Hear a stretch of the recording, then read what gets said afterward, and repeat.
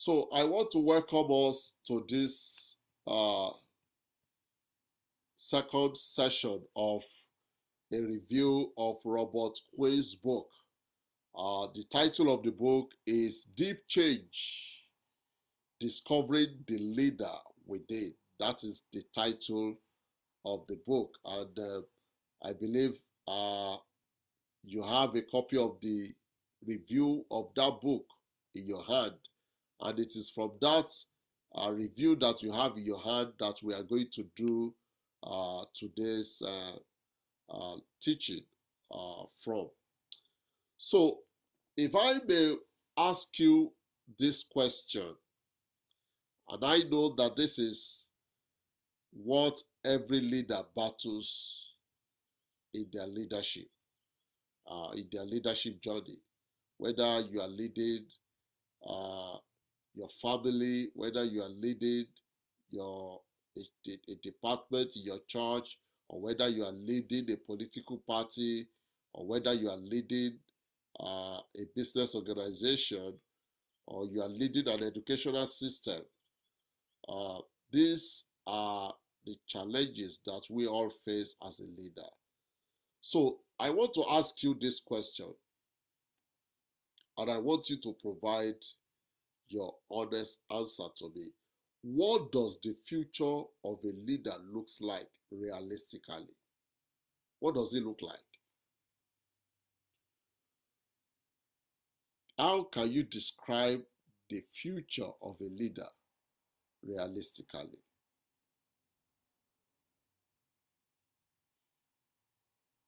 You are free to contribute, and it's important that you contribute. What does the future of a leader looks like realistically?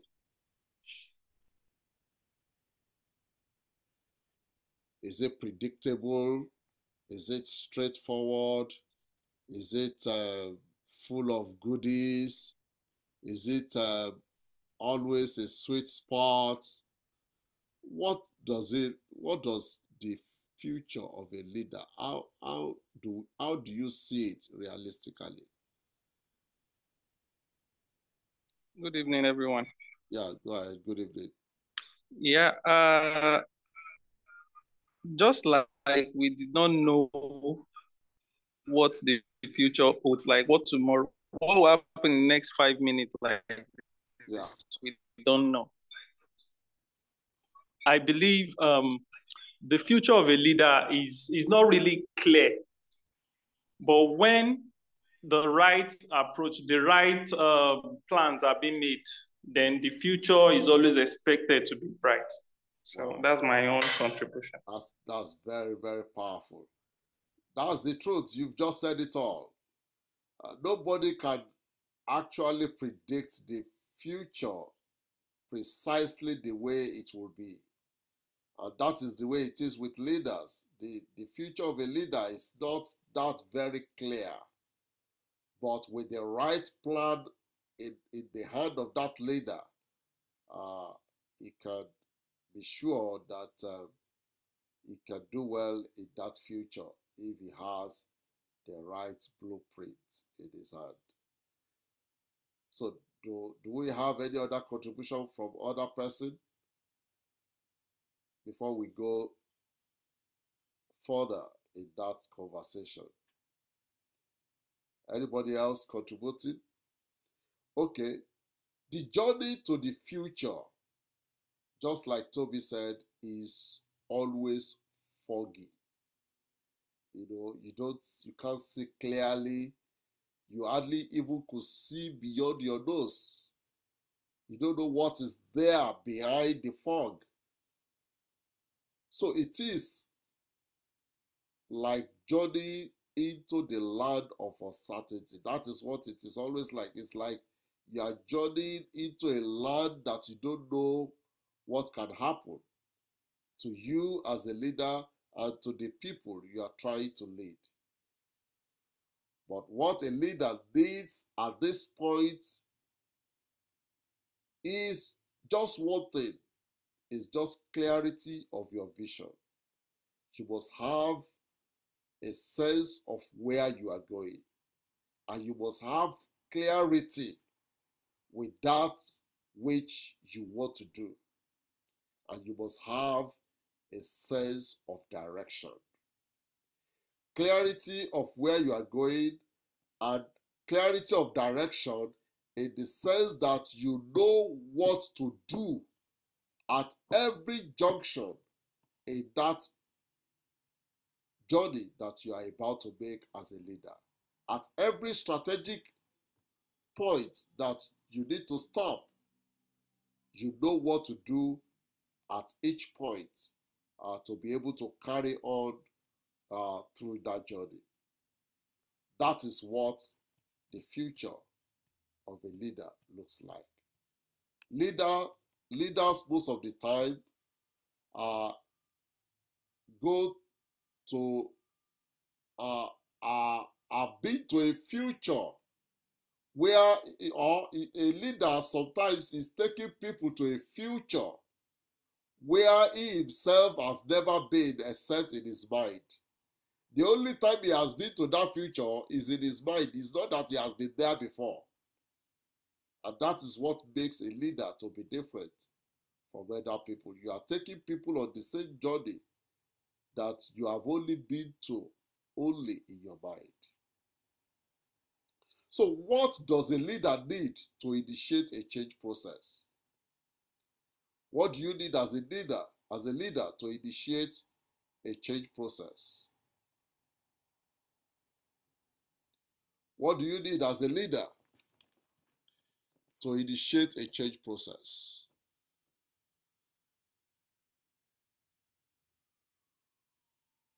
Please, let's talk. I want other people to contribute. I don't just want one person to just be speaking. You know, this is really your time. I want you to take advantage of it. What does a leader need to do to initiate a change? What do you need to put in place?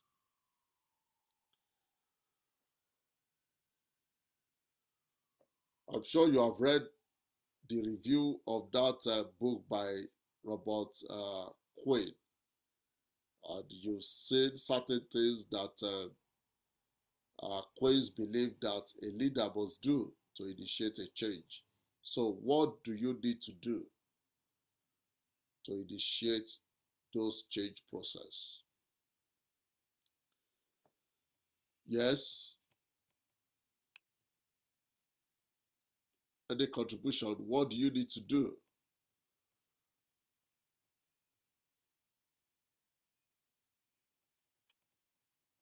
You can put it in the chat if you want to, but I would prefer that you speak up.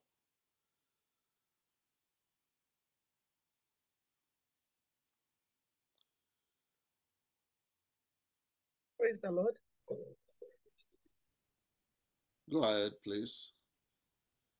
To initiate the change as a leader, I think the change is supposed to start from you. Yeah. Before you can say you want to change something, you want to go through that change. You want to check yourself and see if truly you have what it takes to really bring about that change that you want to teach people. Thank you. And your integrity is important. Yeah. You must be a man of integrity. You must be a man of your word. You must not be visionless. You must have a very bright vision, the vision that you will be able to share with others, you'll be able to convince others with. Thank you. Thank you very much for that powerful contribution. You know, a leader, before you can bring a change to any situation, you have to experience that change yourself. You know, like I said, a leader only takes people to the place where he himself has not been, but he has only been to that place in his mind. So if you want to bring a change into any situation or into any setting, You have to experience that change within yourself. The change has to be within. And I believe we have said this over and over again throughout this personal leadership journey. In our Module 1, we emphasized it a lot. I think in our Module 2, we said something about it. Now, in Module 3, we are also re-emphasizing and re-echoing the same thing, that for you to bring about a change, the change has to begin with you. But unfortunately, when we talk about change, people only think that it is something that needs to happen in other people. They always want to exclude themselves from that change. But there is no way you can bring a change to your organization or to the society without you experiencing that change, without being part of that change. You have to be convinced of that change before you can now begin to extend that change to other people. So this tendency to feel that it is other people that really leads to change is commonly prevalent among naive leaders. It is only naive leaders who believe that other people need to change. I don't need to change.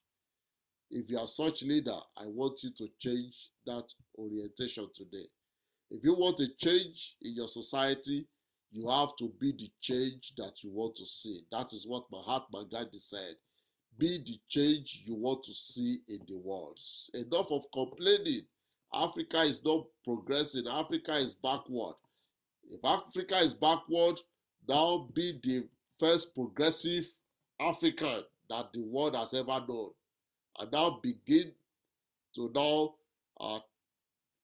influence other people so that they can buy into that progressiveness.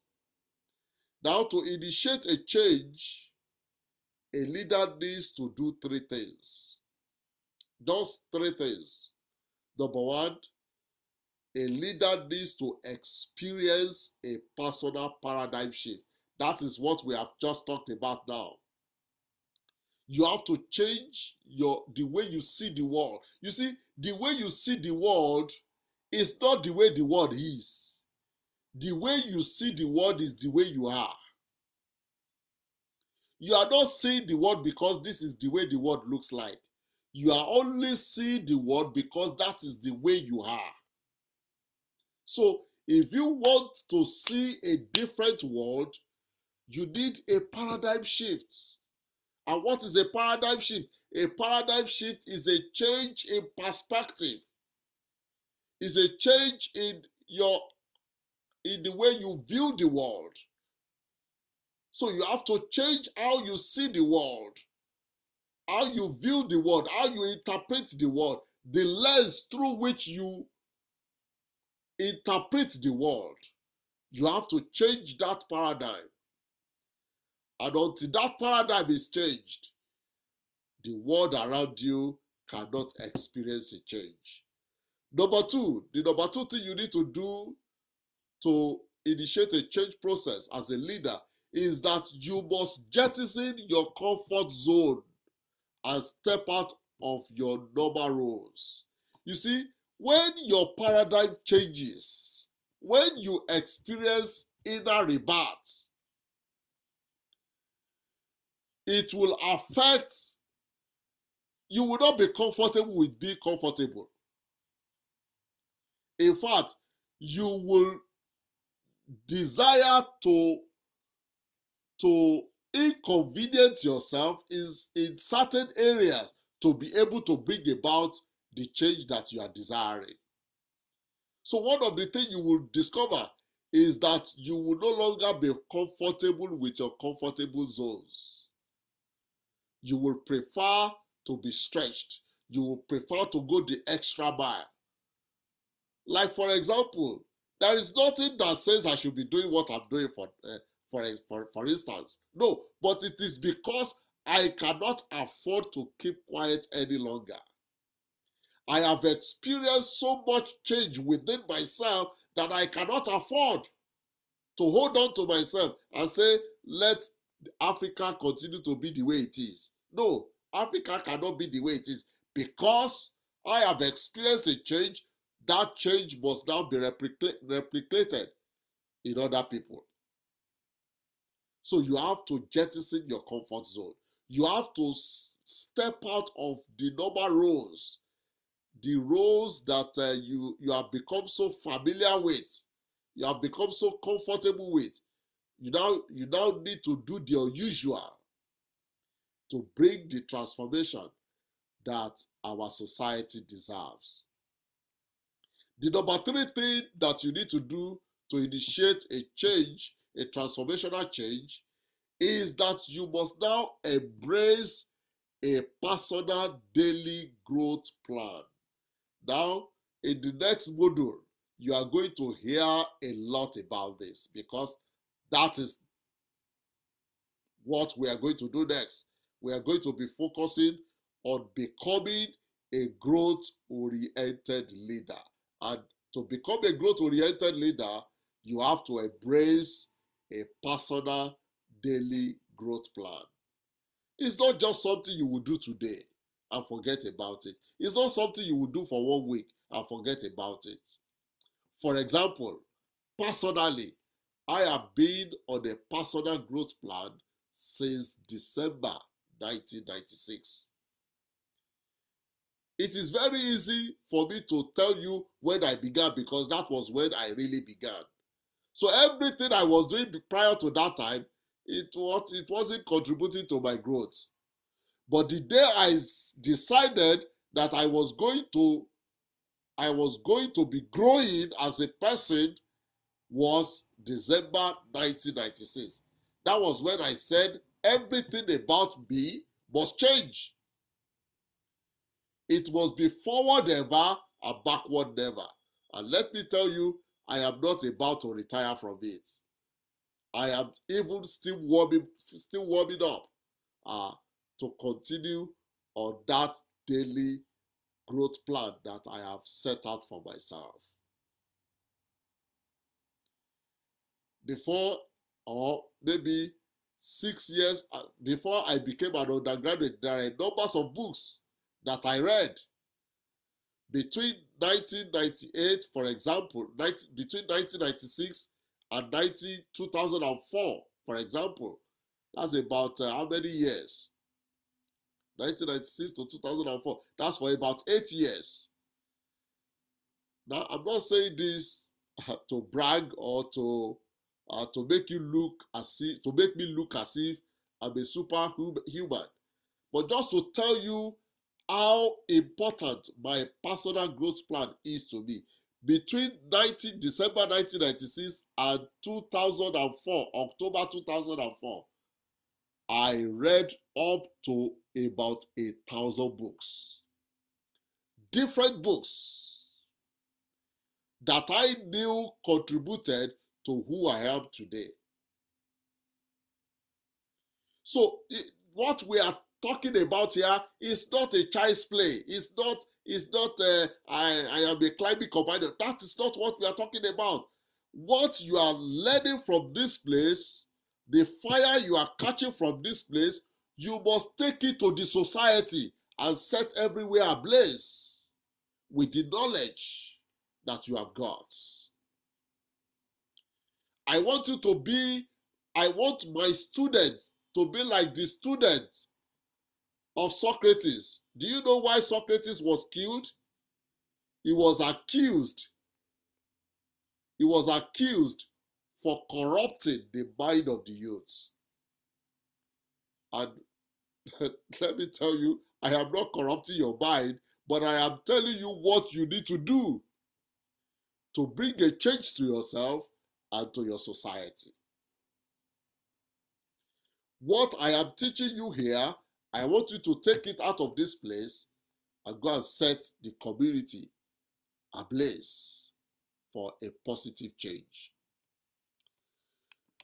Now, let's talk about incremental change versus transformational change. Somebody may argue that for as long as I am making progress little by little, that is okay. But you will discover that in the long run, having an incremental change is not so okay. In fact, it is not okay. You need a transformational change. And that is why we are teaching transformational leadership in this school of transformational leadership. Incremental change is a kind of rational, analytical planning process that is limited in scope and easily reversible. That is the definition of Robert Quinn. According to Robert Quinn, incremental change is easily reversible. When you are making an incremental change, people can reverse it and even turn it to something worse. For example, incremental change is what Nigeria has been experiencing since 1960 till date. We have never experienced any transformational change. If you are talking of a country that is experiencing a transformational change, you want to talk of Japan. You want to talk of Singapore. You want to talk of China.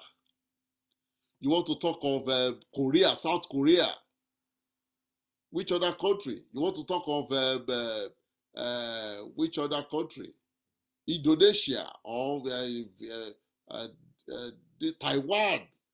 These are the countries you want to talk about when you are talking about countries that have experienced a transformational change. They are not just increasing. It's not just an incremental change. It is a change that has gone into the core of the society and turned everything inside out. And that is the kind of change that we want to birth in Africa. And you are the agents of that change.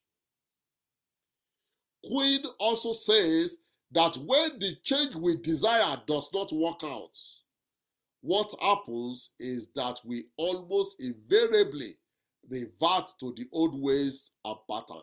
Now, if you ask me, where is Nigeria today? I will tell you that Nigeria has gone back into pre-Abacha era, which means we are about maybe 20 or 30 years backward. We are about 30 years backward. If you ask me, that where are we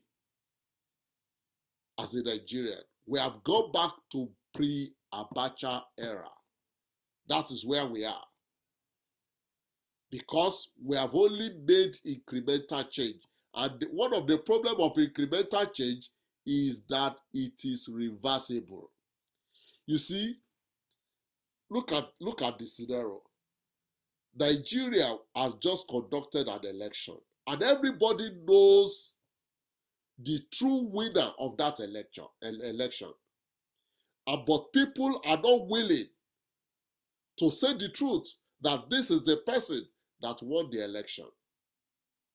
And now the judgment, the case is in court, and you will ordinarily expect that the court or the justice system will be on the side of justice. But we are not even assured that the lawyers and the judges that will be in charge of this case are even going to make any sensible judgment. We are all afraid for ourselves because we are not even sure of what can happen. This is what happens when a society is only experiencing incremental change. Those changes can easily be reversed. But when you are promoting transformational change, it changes everything.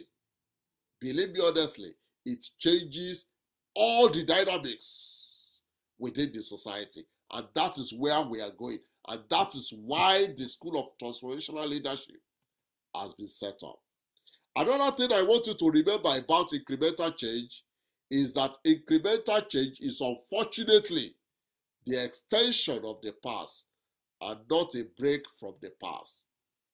Just like I said, we are back in the pre-Abacha era. unfortunately. And that is what incremental change does. It's only an extension of the past, not a break from the past. Now let's talk about transformational change.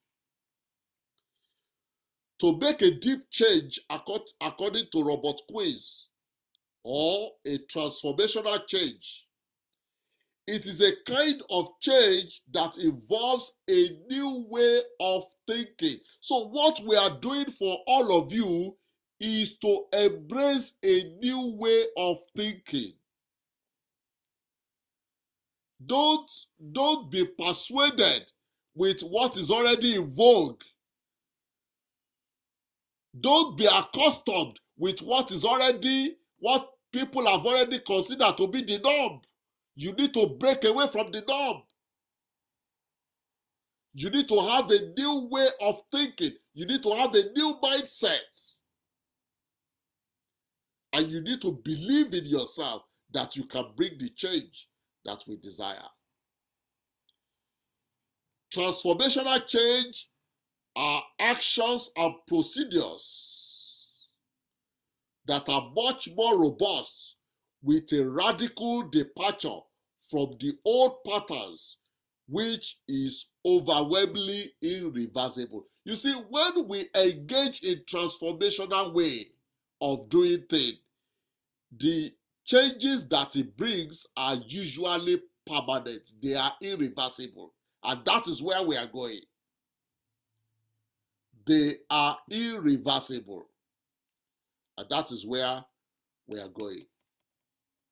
So what are the 4 basic and competing roles of a leader? These are the 4 basic and competing roles of a transformational leader. Number 1, vision casting. That is the first basic role, and sometimes they can compete with one another of a transformational leader, when you are trying to determine the direction and the future of your society or your organization. Number 2 is motivating. You need to cast vision for your organization. You need to motivate people within that organization. Number 4, you need to involve in analyzing. That is, you need to engage in what I call strategic planning. As a leader, these are your roles as a leader and as a transformational leader. Then you need to involve in what we call task managing. What is task managing? Task managing is what I call operational leadership. And what do you do by being by engaging in operational leadership? That means you are making timely and sound decisions. You are optimizing the operation of your organization. That is part of the role of a strategic leader that we learned during the strategic leadership lesson. So what is the challenge before a transformational leader in leading a change in a society or an organization? What is the challenge? The challenge for a transformational leader is the ability to confront the undiscussable that threatens the continued existence of an organization or society. The undiscussable are usually problems existing within an organization that causes it to stagnate and slow down, and the potentiality of the organization. Now, in Nigeria, you will agree with me that there are so many undiscussable issues that we have in Nigeria. Number 1, people don't want to discuss about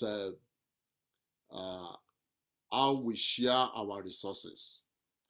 Number 2, people don't want to discuss about religion. Number 3, people don't want to discuss about power sharing. Number 4, people don't want to discuss about the civil war that took place.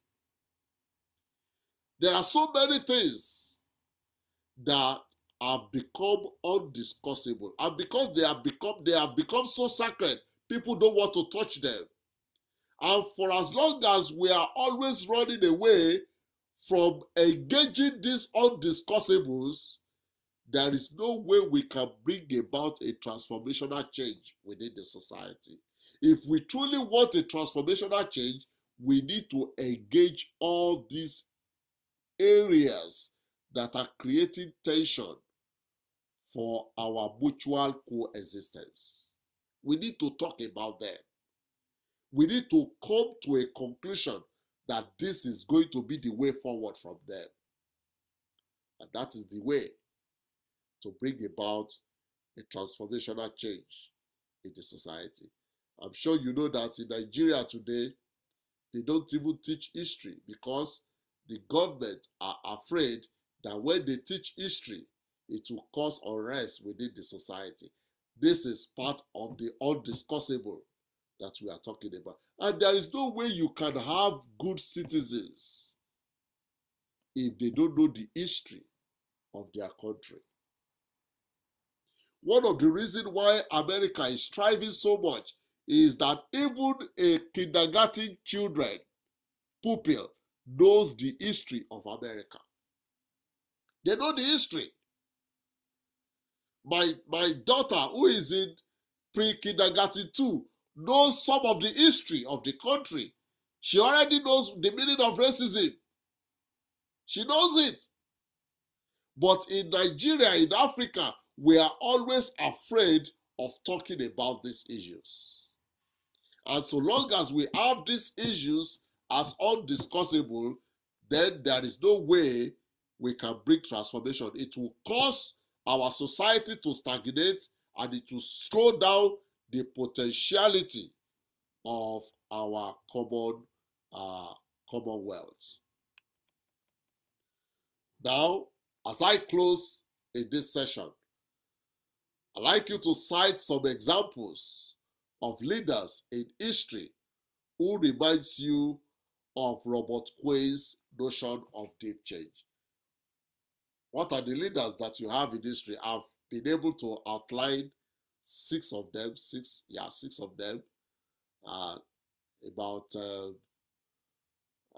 About 5 of them are late. Some of them are political leaders. Some of them are activists. Some of them are business mogul. But if you really look into the life of these people that I've mentioned, these are people that have disrupted the way that the society is organized today. Yes, I want to hear you mention some of the people that you know that are examples of leaders who reminds you of Robert Quinn's notion of deep change. Who are the leaders that you have in mind? You can put it in the chat if you want. All right, I'm going to mention them, and let me start from bottom up because by doing that, I'm starting from the oldest to the youngest, and even from the way they have also evolved in life. Number 1 is Mahatma Gandhi. Mahatma Gandhi is my own number 1 leader who represent the notion of deep change that we are talking about in this school of transformational leadership. Somebody mentioned South Korean president. I don't know his name, but if you can tell us his name, that would be very wonderful. Number 2 is Martin Luther King Jr. Martin Luther King Jr. was an activist, and he was also a religious leader. And in fact, we attended the same school together. So if you say I am an heir of Martin Luther King, you will not be making a mistake because we both went to the same school to get our doctorate degree.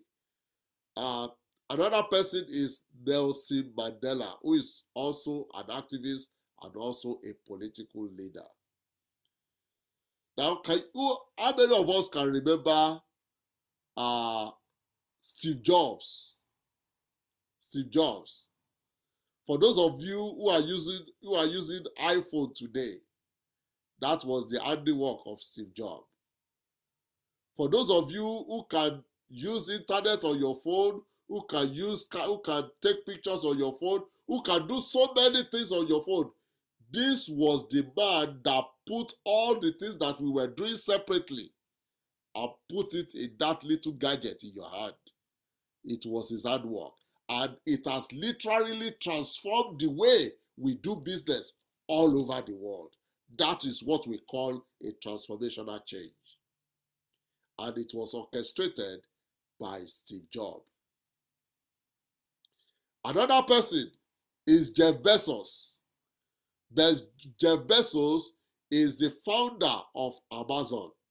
Amazon is an online commerce platform. Initially, they began by selling books online until they become a very powerful platform whereby people were now transacting business. Now, before you can publish a book, you will sweat. But this man literally broke the monopoly of book publisher and made it possible for anybody to be able to publish their book using the Amazon platform. If you publish your book today, you can take it to Amazon and sell it all over the world. That was, for me, a transformational change. And there are so many other things this man is doing. He has also gone into space industry. That is where he's working currently. He's building rockets now like Elon Musk. And he's doing a lot of things to ensure that we are able to travel to space and all that. And the biggest and the best of all for me is Elon Musk. This man changed the way we used to transport ourselves. Now everybody is now thinking of electric car. This was the man that made it possible. Everybody is talking about solar panel. This is the man that make it possible. Everybody is talking about having internet in every remote area of the earth. This is the man that is making it possible. Just one man. He has literally taken over the entire spheres of human endeavor and is literally transforming it. Now the man has just recently acquired Twitter and is already, if you see the transformation that is going on in Twitter now, I mean, I am seriously impressed with this man. And he's doing so many things. Now, if you have heard about ChatGPT, the AI open source company that has just produced some AI technology that can mimic people and do all kind of things with artificial intelligence. He was once the founder of that AI, OpenAI. He was once the founder before he relinquished his position as the founder of that organization. So you can see this man literally transforming every part of our lives. You also can be this man. You can also bring change to our society by becoming another Elon Musk, by becoming another Jeff Bezos, by becoming another Steve Jobs, by becoming another Nelson Mandela, by becoming another Martin Luther King Jr., by becoming another Mahatma Gandhi. You can literally become any of these wonderful people. Now, somebody said, somebody mentioned the inventor, Michael Aldrich. What did he invented? I don't know. Okay, his work made e-commerce a big deal today. Yes. Well, I've not heard about it, but according to what Toby is saying, Michael Aldrich effort is also contributing to how the e-commerce has become very sustainable today.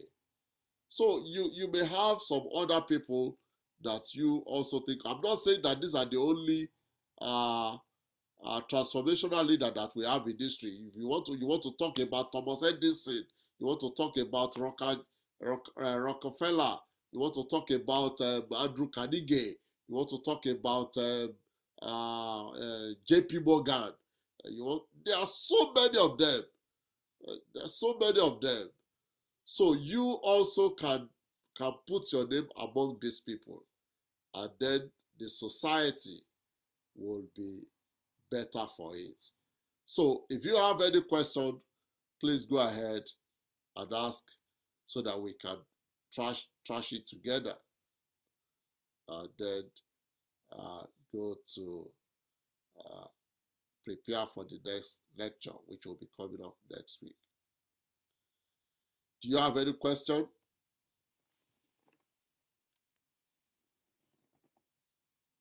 Any question? Well,